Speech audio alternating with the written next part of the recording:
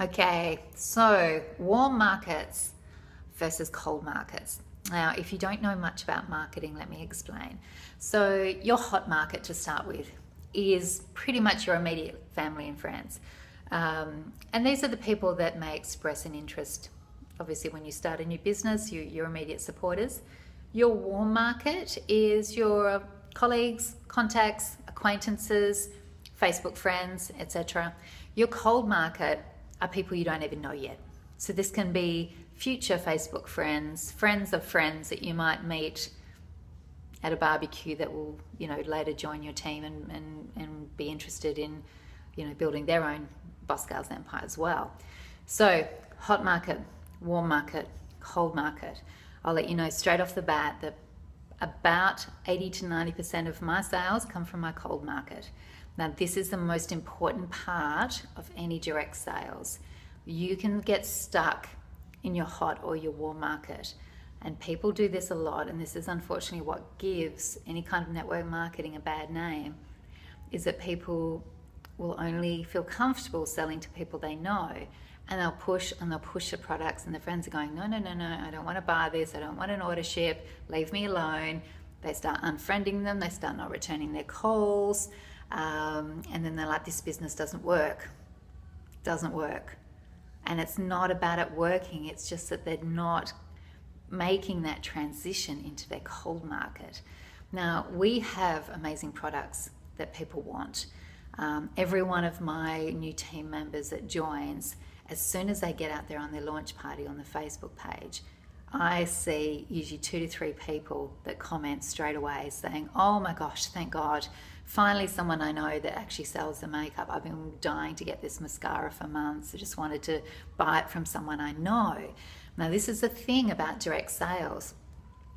People like to buy from people. It's not about the product. And this is why we don't get out there and say, buy our mascara, join our team, because it's not about us. It's about them. It's about giving them what they want. Now, the first thing that they want is they want somebody that they can trust. They want someone that they feel like they know. And this is the beauty of Facebook, is that if you are quite transparent on Facebook and you're quite vulnerable and you share a lot of beautiful things and people are attracted to that, once you have something that they see that they want, they feel comfortable stepping forward and going, hey, I'm interested in that. And this is the beauty, A, of attraction marketing, and B, of social media. So it is a little bit of it is your marketing plan. How you present yourself and how you brand yourself on Facebook is super, super important.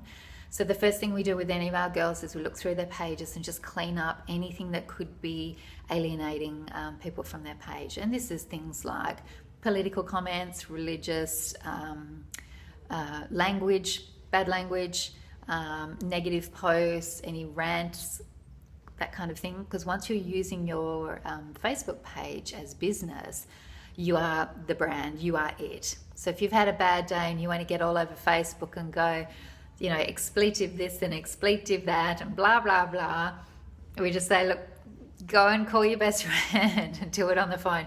Don't put it on Facebook, because people are attracted to who you are. And if they see you as this great, strong, attractive person that's, really working their business and happy and charming, they're going to be attracted to it. But if you're suddenly up there cursing somebody who's done something to you and plotting some, huge revenge, they're like, oh dear, it's not really the person that I thought. You got to keep in mind you're a brand. You are branding yourself.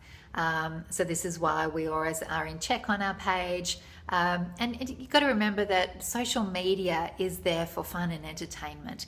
It's not there to download all your problems and let everybody know all the terrible things that are happening in your life. Sure, you can get behind a cause, that really ignites you, like cruelty to animals or a cancer foundation or something, but you don't want to be in there posting things that will actually get people all fired up and irate on your page. Yeah, makes sense? So this is how we start attracting the cold market.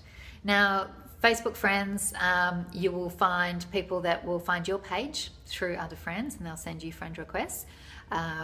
It's great to be part of groups that you're interested in, whether that's a makeup group or It could be a new mums group, it could be a yoga group, it could be a knitting group, whatever you're interested in.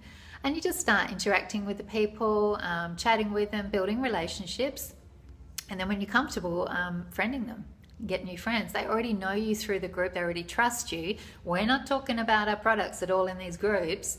We're just meeting new people and then adding them to our page. And then they're seeing what we're doing. And eventually they will step forward and go, hey, I've heard about that 3D mascara. I think I saw that you sell it. Is that right? This is what we call attraction marketing. And this is how cold markets work really well, because quite often between really close friends and families, there's a little bit of, I don't know what you want to call it, but there's sort of prejudgment on usually both parts of who you are, what you are, what's expected between you both. With cold market, with people that you don't really know, you've just met, they just take you at face value and they're happy to have an open conversation, especially something like, rosacea or a skin irritation or something. You're almost like that health expert that they just want to ask a few questions about. And this is how this works really well once you start getting extra friends on your page. So this is a great way how we build our cold market.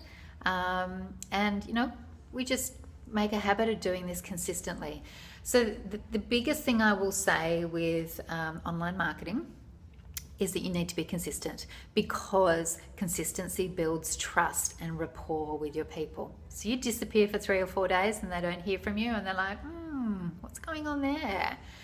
One thing which is really curious, you think friends and everybody, would support you. But trust me, a lot of people are there on Facebook, especially when you start a new project or venture, and they're just waiting to see how you go. Yeah, she's never going to stick at this. She's going to fail. I'll just stick around. I'll watch her fail. This will be interesting. So you want to be consistent. You want to post every day about how passionate you are about the products, about the success you're having, the lifestyle you're able to lead, tutorials, makeup tips, make it informative. Every day, be consistent. Great motivational posts. Whatever it is you're interested in, food, fashion, fitness, post positive images of this so people really get to see what you're about. And these people, they will be the ones that will eventually step forward and go, okay, all right, I see that you're really serious about this now. I'm ready to buy that mascara. And this is the thing, they want to trust you. They want you to be their makeup girl, but they're just sticking around to figure out if you've actually got the legs to go the distance. So unfortunately in this business, it is about consistency. It's not everyone's strong card. A lot of people will pull out and give up too early because they're just like, nothing's happening. No one's buying from me. I mean, you always look back at their page and see what they're doing, and they're either not in action at all, either online or speaking to people in person, or they're just not understanding what attraction marketing for online marketing is really about.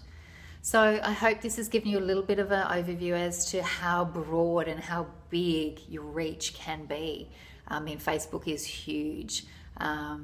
We launch in so many countries. We just launched in France. We're about to launch in Spain in the next 2 months. We're already open in Germany and the UK, Australia, New Zealand, Canada, US, and Mexico. There are other countries coming on board this year.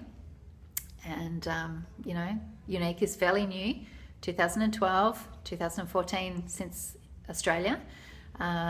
So we're still grassroots, I guess is what I'm saying.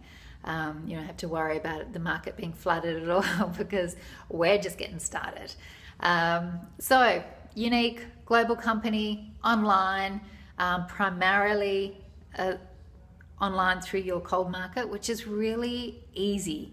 Don't ever think you have to sell to your family and friends. And please, if you're currently in another direct sales company and you are marketing this way, please just change it ASAP. So I understand that some of you out there are sort of just looking for a few tips, and some of you are certainly looking for a new part-time business to run and want to know how it works.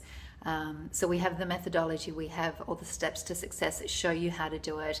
But in the end, this is what I always reinforce, it is about consistency. You have to take the action, you have to do the steps. I'm here to train everybody every step of the way, but like they say, you can take a horse to water, but you can't make him drink. So, you know, we want our girls to work and be as successful as they can, but quite often it comes back to just being consistent. And this is actually a really good thing, because this is not a tricky business. It's not like it's really difficult stuff you need to do. It's the same things that we do day after day, and we'll go through what a typical day or a typical morning looks like for me in one of the future videos. But it is just about doing them consistently. And it's so funny, like even in my health coaching, this is the biggest thing that my clients miss. They know the answers, they know what to do, they just don't manage to be consistent. So my word is stickability, always has been. I've been using this term since the 80s. You got to have stickability, and I think this is something that I've developed through the years that I'm actually really good at, and this is what I transfer a lot to my boss gals and really reinforce it in training. It's not rocket science. It's really not. It's about being personable, it's about being a little bit vulnerable, and it's about being consistent, and that's it. See you in the next video.